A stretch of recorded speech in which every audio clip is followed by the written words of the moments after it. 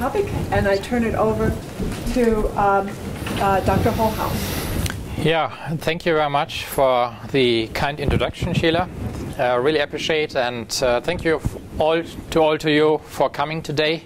Seems to be a hot topic, apparently. I've chosen a hot topic, and I think it's really relevant. Also, as Sheila said, I've been working in the investment industry for 25 years. In the US, in Germany, in Switzerland, for some of the biggest investors like Allianz Global Investors. I've now founded recently my own investment company to profit from those trends. The next generation asset management, I call that. Therefore, I would like to go through how I see the world for the next 45 minutes together with you. And thank you very much for coming. I've prepared some slides on this. Therefore, basically, I want to do three things. To understand where we see technology going, first I want to see where we stand with active management at this point, or with asset management in general. And I've collected some key trends and data for that. The second portion will then talk about, yeah, we've seen all those technology changes in all the other industries. Yeah, in retail, think Amazon, etc., Uber, taxis. And in finance, we have been relatively late. We haven't seen that happening yet, and now it's coming. Therefore, what can we learn from the other industries? There's actually a lot of things to learn. And then the third point is, yeah, it's also in the mind of everything, and Sheila said that too. Okay, should I introduce you? Uber has killed all the taxi drivers, therefore now we're killing all portfolio managers. And there's massive change coming. Therefore, it's a key question, obviously, for everybody involved in this industry. Therefore, let's start with the status quo of the industry, and basically this is how I see that. This is the fund manager, and sorry, this is a male fund manager, since 96% of fund managers are male. Yeah, therefore it's probably what it is, even if women are said to be better investors. Okay, and actually it looks like the human beings are being really chased. Yeah, we have people coming from all directions. I've taken dinosaurs here. Therefore, ETFs clearly is a big threat. Now, that wasn't possible without technology 20, 30 years ago. Now you can replicate every trend in a few minutes. It's very easily done. Secondly, obviously, smart beta is coming. Therefore, if you say, I don't want an index, but I want actually to replicate whatever I want. I want high beta stocks. I want low beta stocks. I want low price book stocks. I can do that in a second. It's very easy to do. And then there are these little mean things too.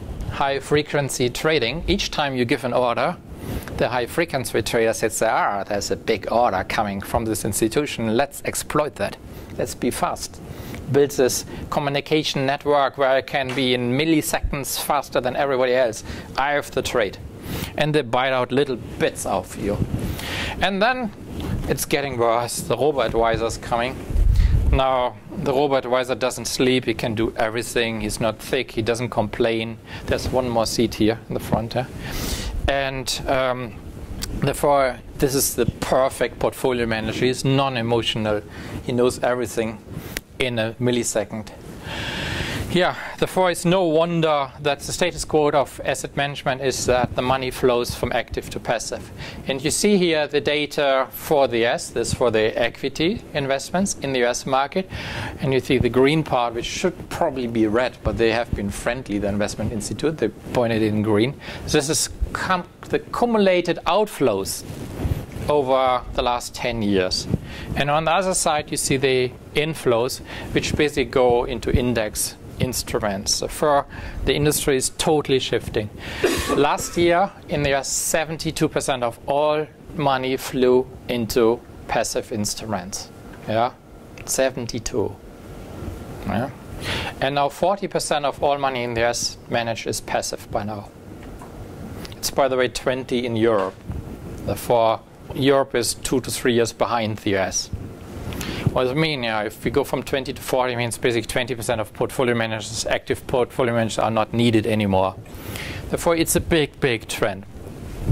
And this is basically technology, because suddenly, as I said, you can replicate with ETFs everything what you can do. And you can see also the performance. You get transparency.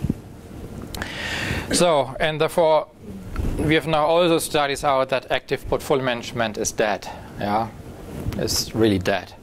Although a study from Morningstar, 80% of all portfolio managers underperform, or they are not able to beat passive investments over the last 10 years. 80%. 1 out of 5 is able to do that over 10 years. And typically we invest for 10 years, don't we? Yeah, and now it's getting worse. In certain categories, this number is even worse. US large cap growth is 90%. Therefore, 90% of all funds don't beat passive investment. And it's worse. Half of them don't even survive the first 10 years. Therefore, if you buy a US large cap fund, it's probably not there when you want to have it after 10 years, if you invest for your kids, for your education, whatever. And you lose 19%, also roughly 20%, 1/5 of your money relative to passive investments. And it's getting worse. The higher the fee of the fund is, you don't get better quality. The lower is the performance. Oh yeah. This is really a horrible statement. The industry has to complain about this. And therefore, this number 1 to 14 is this your probability to pick a fund in that segment I've talked about, and you are better than a passive investment. 1 to 14. Therefore, it's very much against your things. It's better in other areas like, let's say, emerging markets or small caps, obviously. The question is, so to me, if we measure that properly. Okay, therefore, we concluded now active is dead. Yeah, the funny thing is, that is true for funds.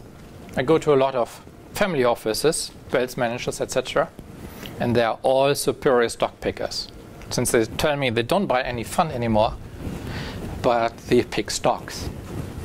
Therefore, let's say if you were working at this family office, you are a superior stock picker.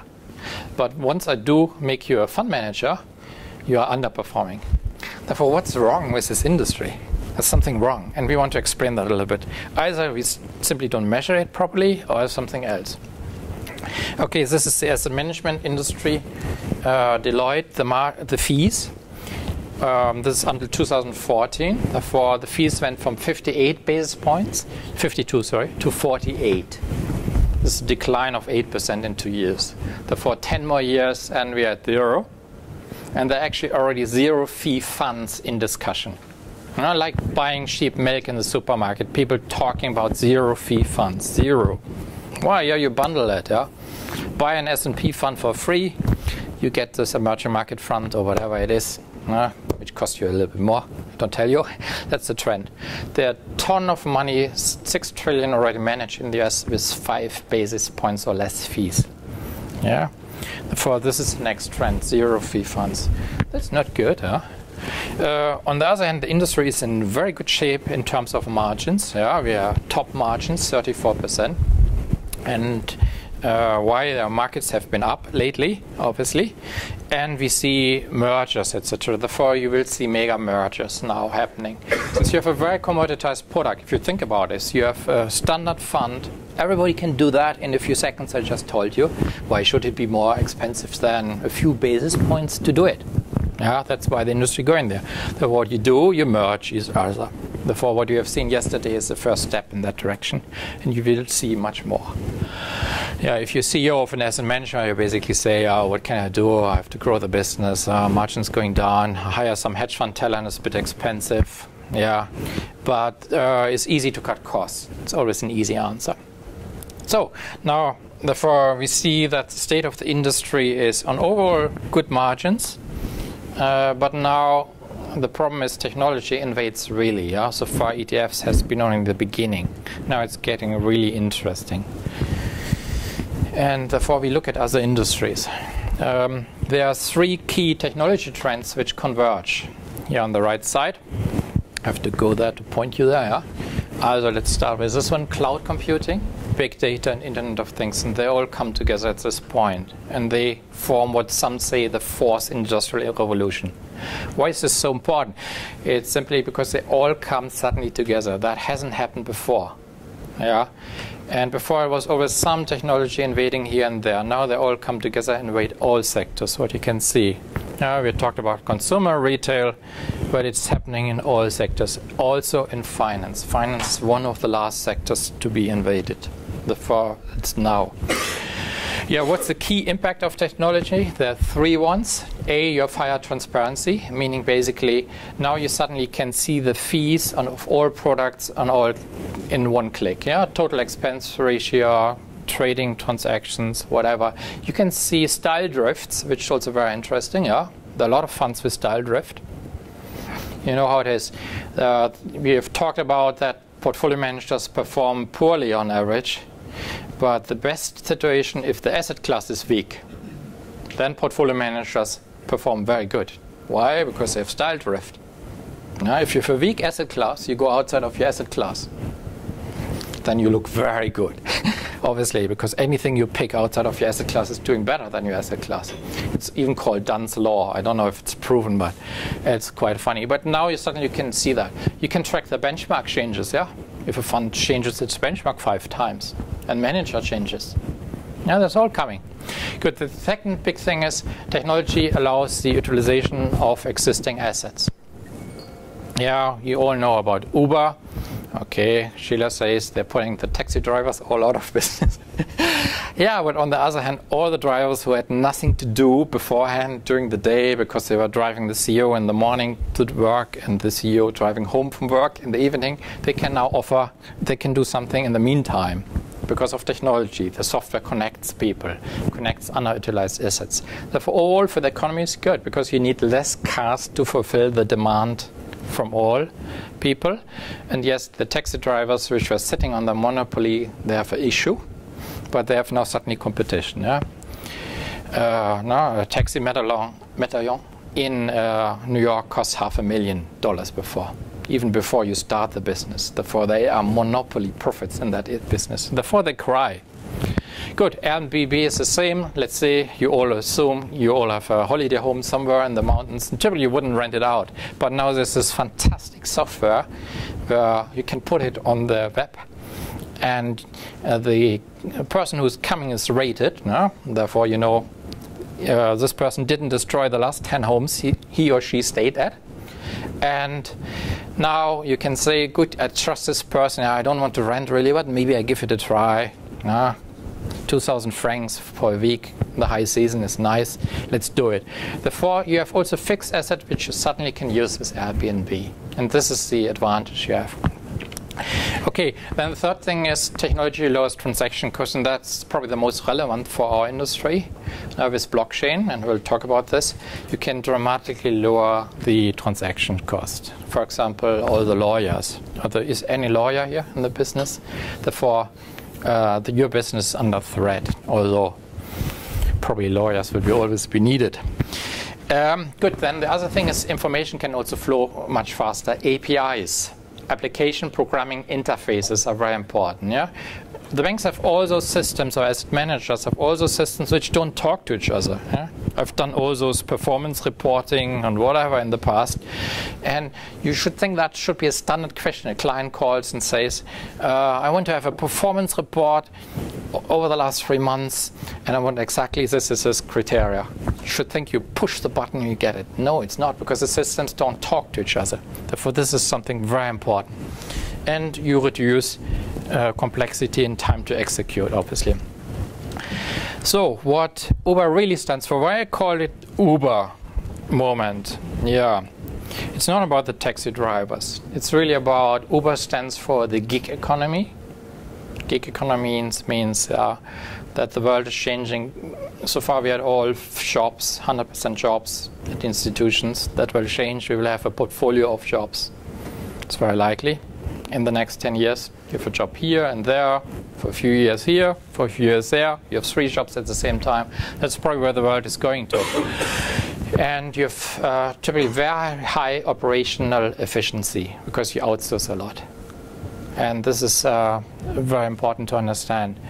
Therefore, what are the underutilized assets in the finance industry? That's the question.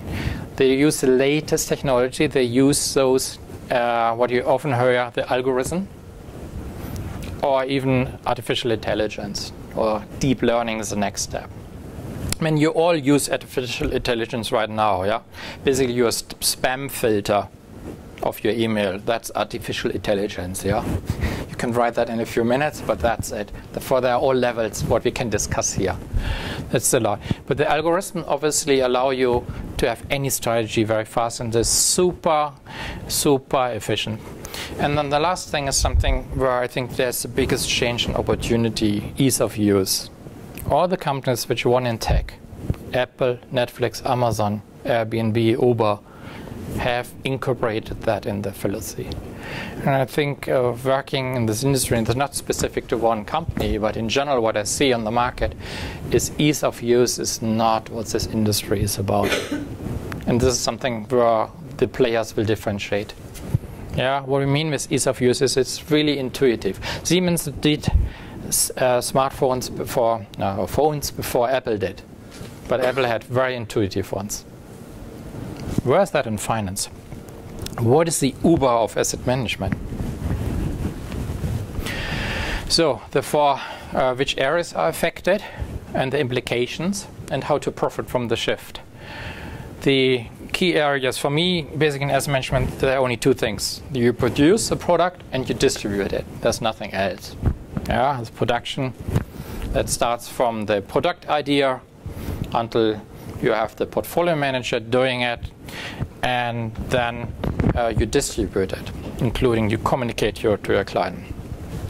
So, therefore, what I said before, probably the future portfolio management team looks like this. Now, therefore, why we need any human beings, given what we decided on active fund management? Therefore, that's probably look like this. So this is a bit funny. Not sure why they need a headset and have to look at the monitor. It's a bit like it is. Yeah? You don't really need this. But isn't that like this now, the future? We don't need this. In my view, robo-advisors, so for now, I wouldn't say a dumb idea, but it's a bit like this. Why? Because it's not about robo-advisors really which changes the industry. I've talked about ease of use. That's important. The client wants to feel that he gets a product which is really intuitive, easily. A robo-advisor he would buy only if he has huge outperformance. Do you know how long does it take to be statistically significant? Let's assume you have an alpha of 4%. You're a fantastic fund manager. How long does it take that your that statistically significant outperformance is proven? Yeah, also on a significance level. How many years with 4%? Any idea? No, more. Depends how you measure it, if it's daily or monthly. Yes, it depends a bit on the measurement, but let's say it's daily.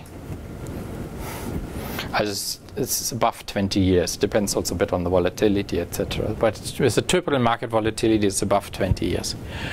Some say it's even 30 years, which is quite interesting. Therefore, you only know after 20, 30 years that your robo-advisor is fine. Or do you think there are robo-advisors out who outperform more than 4% per year? Come on, no. It's all marketing. That's why the biggest robo-advisor in this world is obviously Vanguard, followed by BlackRock. This is only marketing, nothing else. And that's not where the world goes. I think that's potentially bad news for the smaller players. Sorry. Therefore, I think the future is for collaboration. Yeah? Because for robo-advisors, there's the trust. You give probably a few % of your fortune into robo-advisors, but you wouldn't give a lot of money there. Why? Yeah, you never know. Maybe the robo-advisor crashes, and you all heard about the flash crash of 2010. I can tell you, I was managing a hedge fund with long and shorts, and I had stop loss. And suddenly, Accenture went to 1 cent. Yeah. And on the other side, also Oracle went to whatever, 5 cents. Therefore, if you're wrong, you execute on all your shorts. And on the opposite, that's horrible. This was the war of machines. You have seen that already live. For that doesn't work if you have thousands of robo-advisors. Either they have all the same strategy, or some programmer put in a really clever strategy. Yeah? And I know there are people out who are trading on the full moon and half moon, and I'm told it's working. Yeah. Yeah, good. But how many such strategies are there? Now, there's some, but not many. Therefore, we see cobots as the future. What does it mean, cobots? You know, in chess, yes, every supercomputer can beat the world champion.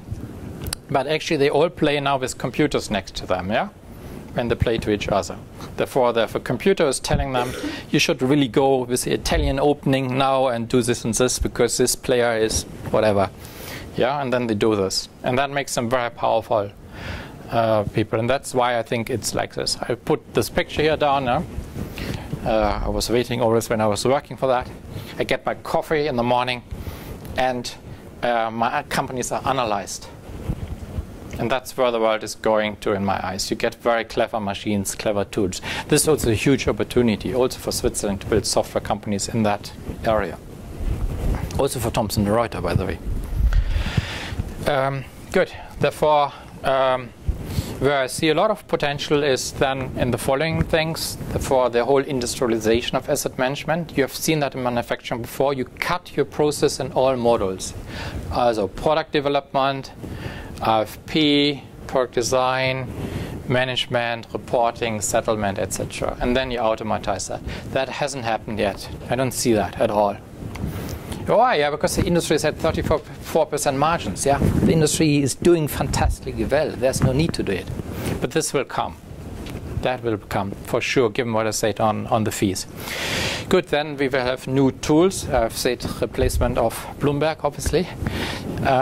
Therefore, we have already some new functions here, like Symphony for chat, if you had read about this, or fully new portfolio systems. That's very early on. Wikifolio or the blockchain-based system, which is a very small company, Melonport. Yeah, where you immediately settle, etc. And much more flexible software. And the question will be therefore in asset management, we all know Vanguard and BlackRock are likely to be dominant for some while, given their size. But who is the other players who uses that? And therefore, this is the interesting question. And this is the funny thing. We are settled 3 days later. We can order milk in 1 hour to our house door. To the home. But for shares, we have to wait 3 days. Come on, in 2016. This system is rotten. This system is wrong. Therefore, this will change. Yeah. Okay, then let's talk about blockchain is a major game changer that cannot be underestimated because we're talking about now the Internet of Value. Now, if you survive the Internet of Information, if you go to the Internet, you go to the site, it sends a site to you as a copy of the site. Here you can exchange values. Let's make an example. Christian heard about my company and says, oh, great company, I bring a lot of clients, but I want to stake in your company. I say, okay, Christian, let's do it. You get 5% of my company. Yeah, and then Christian, but you have to sign it. Yeah, we need a lawyer. I say, a lawyer is a bit expensive, you know. Cost me 10,000, ask a lot of questions and etc. And then we still have mistakes in that. Then he says, okay, then I give a handshake. I say, no, I say not a handshake, but it's okay if all the people here look at this and say it's okay. It's okay. Yeah? Then I agree. Then I don't need it written. Okay, you are roughly 60 people here. Then you would say it's okay. And with the blockchain is a bit similar. We simply have a contract with the software piece, which will be agreed upon that at least half of you agree that it's like this, and it cannot be changed afterwards. Also, you're all servers, yeah? Basically, you're all servers here, server 1, 2, 3, 4, etc. somewhere sitting. Therefore, if then Christian says, I want to go from 5 to 7%, half of you have to agree, plus 1, also 51% basically have to agree that there's change. We cannot change it backwards then anymore. All the data is in there. And think about this. That means basically all the work we do currently, does this person really own the shares? Does he have really the money to pay? Let's wait if the money really comes. All this work is nonsense because you trade in a second. You know it immediately. Once you trade, it's immediately settled and the money flows. And this is important. Therefore, the blockchain will allow us to build the cheaper infrastructure, addressing the whole stack, how we call it, everything in the software. Yeah. Therefore, forget about Bitcoin, etc. You know how it is. It's way too big. Blockchain happens in small projects. Therefore, you will see smaller projects taking a lot of attention over time. Over the summer, I developed, for example, for the MIT, a blockchain project for the art market. Huge margins. Huge problem with illegal art. And obviously, you can address that with a blockchain, which is quite interesting. So, therefore, we will see some, we talked about infrastructure, therefore some Amazon Web Service will arise. And I don't know yet which companies it is. I put some here, Shane or Ethereum. Ethereum is the young 21-year-old. He's not here. The Russian guy from Zug. And to name you a few candidates. That could be interesting. And we see some of the other companies see now the problems. Yeah, let's say about an auditor. You don't need an auditor if you have the blockchain. The blockchain audits it, yeah? And it doesn't cost anything. Also for the banks, it's an issue. Yeah. Currently, you ask money for custodian. I mean, money for custodian. I mean, it's simply a click of the mouse, yeah, and it's saved. Why you should ask more than 0.001 basis points, maybe for that, just in case that you have to pay the energy of your blockchain. Yeah, therefore it's a huge change. Therefore, no wonder that now the banks talk about blockchain consortium. Also, that's us for, I think, for money. Yeah? Digital cash is for money. Yeah? Therefore, this is a bit differently. That would be a little Bitcoin, and I don't know where it's going. Yeah? Also, here's, by the way, my blockchain. Yeah? These are all the blocks. And that's why it's fundamentally different, because you have suddenly a technology which helps you to communicate changes in the legal infrastructure. Yeah, that's why blockchain is so important. Yeah? It's not some weird construct of some data geeks. And it's early innings, and quite honestly, it's close to the hype, peak hype at the moment. Therefore, you would see some negative news coming soon. But in general, it's a major change. Good, then also in product development, you have an opportunity. You have basically, so far, very often I see in this industry, once something is hot, you see 50 banks launching the same product. Yeah? And typically it takes 6 months until it gets approved, or 12 months, therefore it's typically 1 year too late on average. And you have already 50 other projects. Therefore, this is something which you can obviously do different. And we talked about before that Amazon gathers all those data. Now you can say Amazon is horrible, but the fact is I don't think the finance industry gathers any data systematically on their clients. At least I'm not aware of it. Maybe you are. There are some new projects, but isn't that a pity? And I think as a customer you notice that each time you go to your client advisor, he has to prepare, he knows a little bit, but he didn't know really what you bought last time, what you really care about, etc. This is a huge opportunity. Why? Look at next page, I will do that. No? And that's standard here in consumer packaged goods or whatever. They know everything about you. Micro points or coop points. It's your spy in your pocket. Yeah, we call it data-driven decisions, DDD. This is the key. Data-driven decisions to decide based on your data where your product should go. And this is an opportunity. Yeah. If you see a lot of your client base is in emerging markets, you should offer them maybe emerging markets, but you should maybe diversify them to other markets. Yeah. That's something you need to know. Therefore, technology will on top of that also allow to build fully customized products. Which is one step further down the road. Therefore, I'm not sure funds stay as they are at this moment. It's only the regulator who keeps that up for the moment. So therefore, the 3 C's in production are the following 3's. Coherence, that basically that you really are launching coherently with your data, your products. The second one is connectivity. Yeah, why does it take a year to launch a new product? Now, Amazon releases a new product every hour or 2, or Facebook. Why does it take a year? Things change. Yeah, connectivity is very important. And the third one is that we see cobots, also basically robots who help us, collaborative robots, tools which tell me, okay, you shouldn't invest in, I don't know, Novartis because it's very expensive.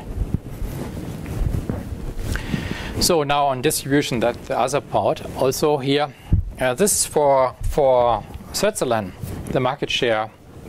55% of the market share in the fund market is on 3 distributors: UBS, Credit Suisse, and Swisscanto. And I'm sure we have some people from Credit Suisse, I know, but also from US here. Is performance really important at all in this industry? We talked about active fund managed underperform. No, probably not. No, the 3 distributors have half of the market. Why? Is that they are all better performers? US, Credit Suisse? Not sure. How can that be? Therefore, it's all marketing.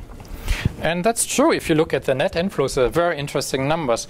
More than 70% of all new net money flows into new products. Like they say in German, die Sau durchs Dorf treiben, yeah? That's really how I can translate that in English, probably you should try. But basically, each year there's something new which the industry tries to sell to the clients. 70%. Therefore, more money moves because of a new product than because of performance. It's double roughly, 2 to 1 the relationship. There's some money flowing from badly rated funds to good rated funds, but the big thing is new funds. It's all about new funds, which sometimes related to performance, but I don't think so. That's on average. Yeah, but if therefore we concluded there's a marketing industry, portfolio managers are not very important. It's really a marketing industry. That's somehow the conclusion. Therefore, we should use our tools, data-driven decisions. We should follow our customers. We should track them, which is sometimes good for the customer. I'll give you one more thing before I go there. This is also very important to understand the industry becomes more end-client focused. Yeah, this is here from Deloitte. 120%, or more than the total inflows in the industry will go to the retail. Yeah. Therefore, the industry becomes more retail-driven. Therefore, you have to understand, like in Amazon, your customer better. Therefore, ease of use is the word I can only repeat here. Yeah, therefore you have higher transparency, obviously. You know your peer groups. But you have also higher new distribution channels. Yeah. You heard about Alibaba. Alibaba raised 100 billion like this. Yeah, they opened a money market fund. And in 3 months they had 100 billion there. 100 billion, yeah? Yeah, and Facebook could, in theory, do the same. It's a bit with regulation. Therefore, in China, obviously, the Chinese banks also cried foul, called the regulator. Then Alibaba had to stop. But they are able to do it. Therefore, we have new platforms. But I don't think the tech companies are really the threat for the asset managers, because they have easier targets. There are so many things to do for them. Why should they care really about asset management? It's a bit complex, that industry. Yeah. Then we see new portals or databases. Therefore, we have here Comparison Money Supermarket Fund Lab. Simply an example. Last one is a Comparison Fund Lab by Swiss ones, where you can really see everything you want to know on a fund on one side. Therefore, like Knip or Clark, Knip is in Switzerland, Knapp in Germany, where you have fully automatized brokers. That's something you will see, where, in my eyes at least, where you can fully automatize the whole process of buying a fund, and that will be important, since they understand ease of use. Look at those sites. Although a good Knip, there are some issues, but let's say Clark or number 26 in Germany. Interesting. Yeah. So now, will the tech companies take over? There's one more slide on this one. This is 10 years ago. In the top 10 by market companies, we had 1 Microsoft tech companies. And now we have 46. Therefore, you can't ignore the tech sector. It's not only hype. And actually, number 11 is now also Tencent. So General Electric is soon gone, yeah? Then we have 7 in there. Therefore, tech is becoming more and more relevant. But again, I don't think Google, Facebook, Alibaba care a lot about asset management at this point, or banks. Yeah, what will be interesting if you see something like this. This is an Amazon-type recommendation engine. Yeah. Yeah. For example, I get a message: you bought recently the SBC Silver Look Fund, playing the demographics. Yeah, customers who bought this item also bought, okay, these are fictitious names, yeah, heir to X, grandchildren, whatever. You see immediately how it's rated, what the cost is. Born to rent, some bond fund, not so good rated. And obviously the HCP fund is, HCP certificate is very well rated, yeah. It's pretty clear. But it costs 1.5, yeah. It's only by accident here. So, therefore, when we will see that, I think that would be great news, because most people are financially not really good. I mean, probably 95% of people say that, yeah, that they are not good in finance. Therefore, why they don't get any recommendation? They only go to the bank, and the bank says, yeah, this year, as I said, the new product is the whatever fund, is a new one. Therefore, okay, I mean, the industry wants to have profits, obviously, but this is something where you see technology finding a way around. And that's why it's so dangerous. People figure out with transparency that you are not honest to them. That's why all the community is built, and that's why this rating is so important, yeah? And this could also call that UBS, Credit Suisse, Julius Baer, whatever, yeah? Big deal, Lombard. Could be the same. And people will start to rate the funds and will talk to each other. So, good, also communication, really truly personalized. I had all those emails where I get those invitations where it says, dear Bolko Hohaus, I really invite you to this super duper bank, asset manager, whatever event. And then you click on it and it says, please fill in out all your data and your birth data and your credit card or whatever. And again, this is Stone Age, yeah? It's not happening.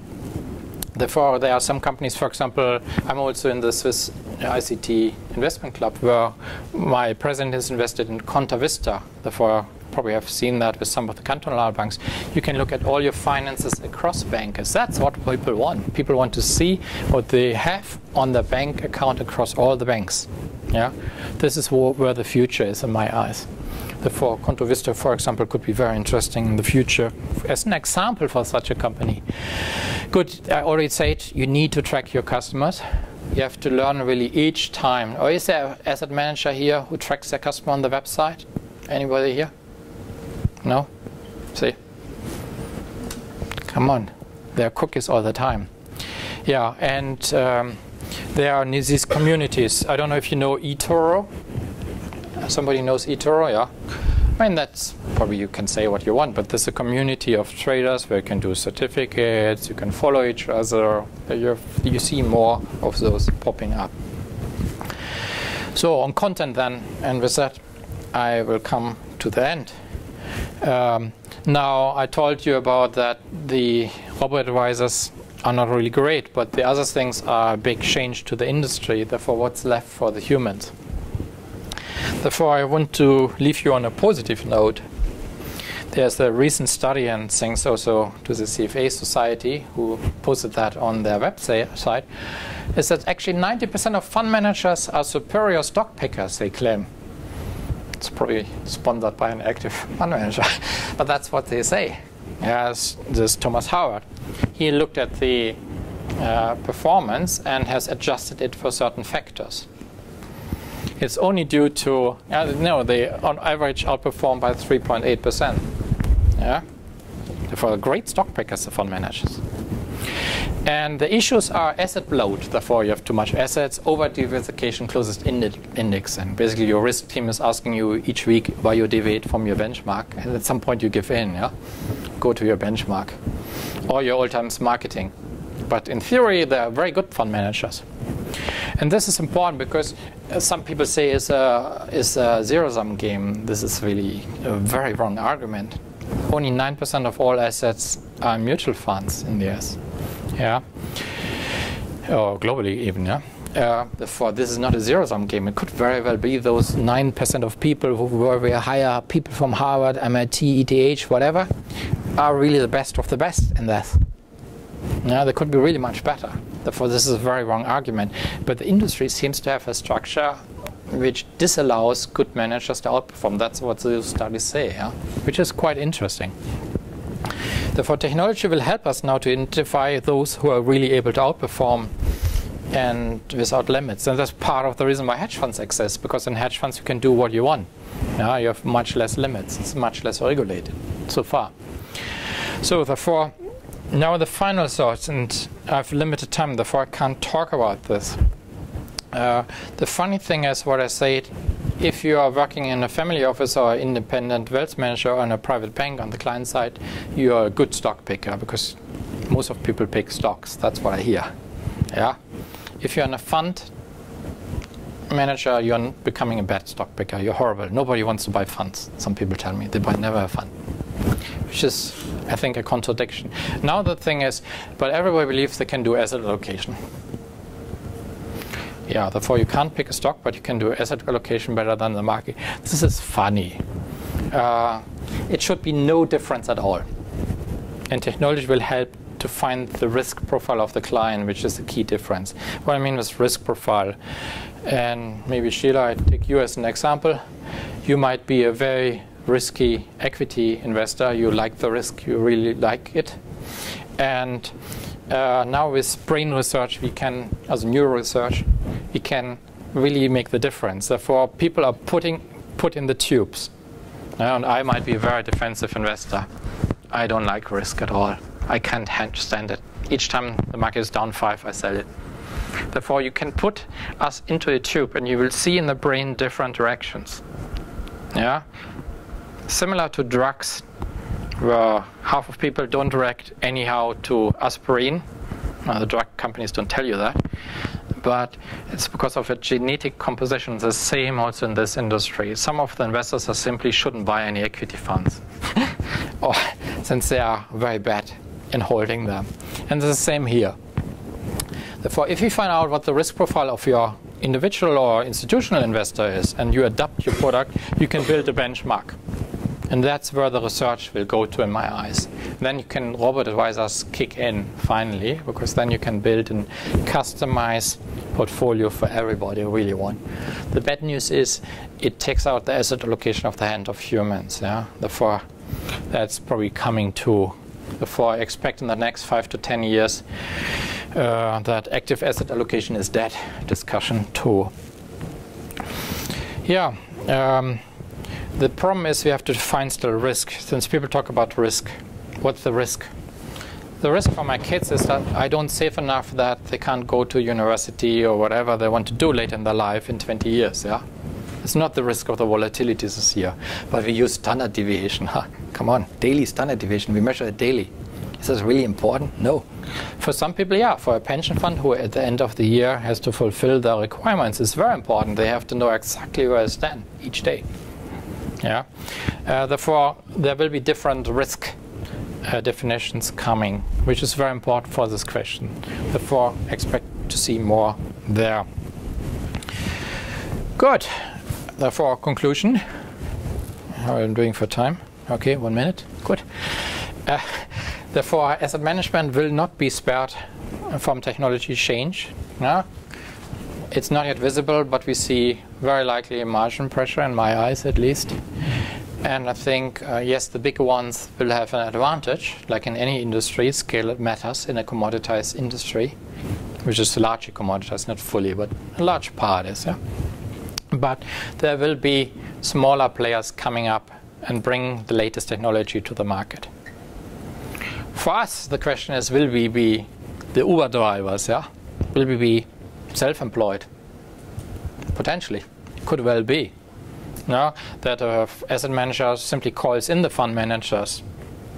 Yeah? That you manage for BlackRock and Allianz and whatever, big day at the same time the fund. The end client doesn't know exactly, but you basically do this. That would be the utilization of assets. You know, in Europe, there are more funds than stocks. Do you think that's right?